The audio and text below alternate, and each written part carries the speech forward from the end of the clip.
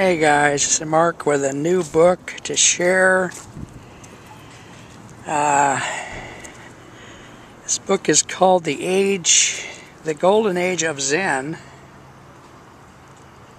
by John C.H. Wu. And the subtitle is The Classic Work on the Foundation of Zen Philosophy.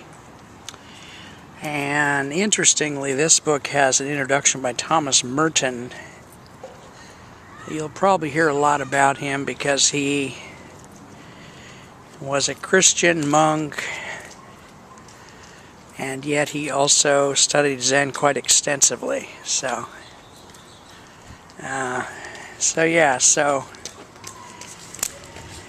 let's see, what else can I tell you while I'm walking? I'm walking to the library. I'm going to read the back cover. John C.H. Wu's classic work has long been the primary source for understanding the development of this hugely influential branch of Buddhism. Meaning, of course, Zen. And it's kind of funny when you get these books that were made in the 60s, especially. People didn't know much about Zen at that point, even though D.T. Suzuki had been here a long time before. Suzuki Roshi had only been here a little while, and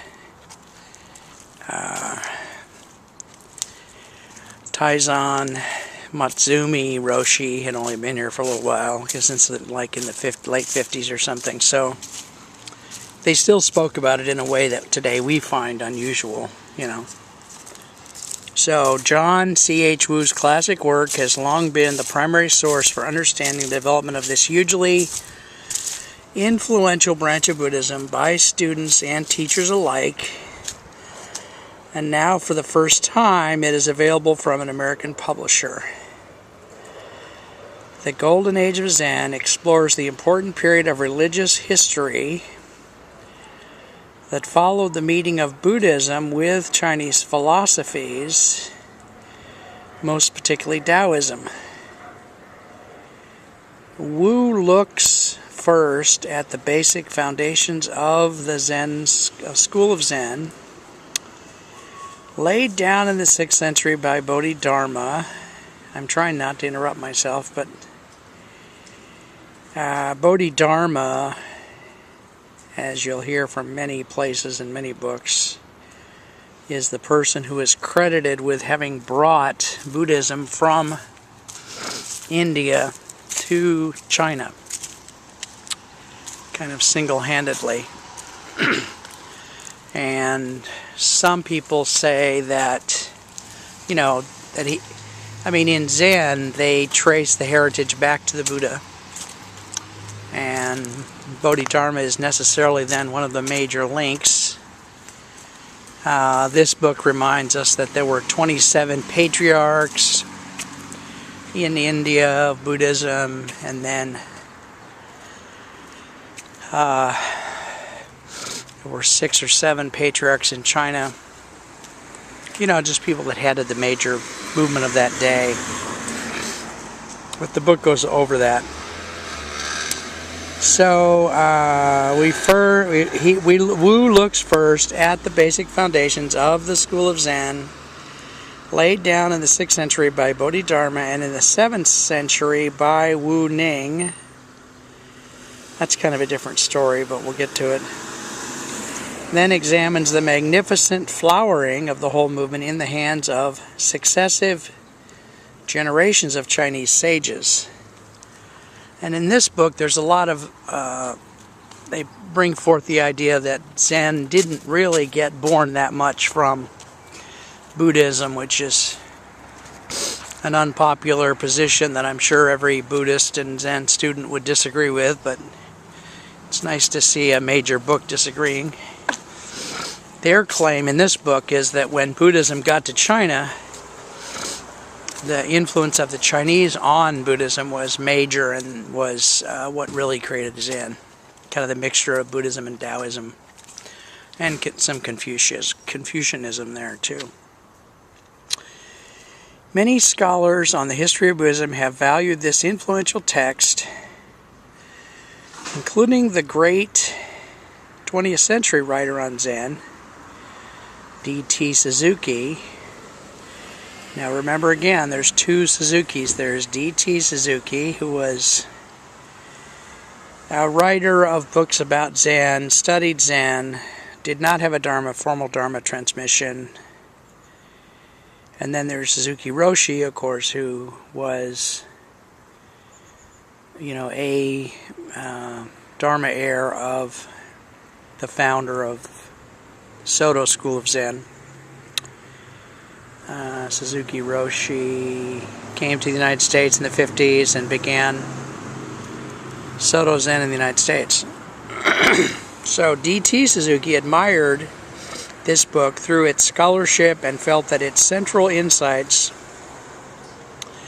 were not only important for the study of Buddhism, but even hit upon the very essence of all religious experience. Now again, Thomas Merton writes the foreword.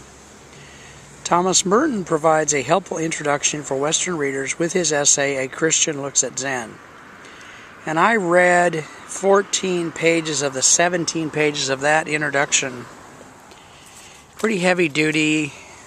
Merton is always spot on. He's a genius, basically. So I'll try to share as much of that as I can without reading the whole book to you, obviously, right? Dr. John C.H. Wu Ching Hsing, was born in Ningbo, China in 1899, and was a highly respected jurist, philosopher, and scholar, the principal author of the Constitution of Nationalist China. Wu served as an ambassador to the Vatican and as a judge in China and at The Hague. His work on the religions of the world, he worked closely with both Thomas Merton and the 20th century authority on Zen, D.T. Suzuki. His English version of the Tao Te Ching has long been one of the most popular translations of that text. So there you have it. The way they talked about this in the beginning, I thought the book was a lot older than it is. Apparently it was published in the 1960s, but if they told me it was much, much earlier, I wouldn't have been a bit surprised. So,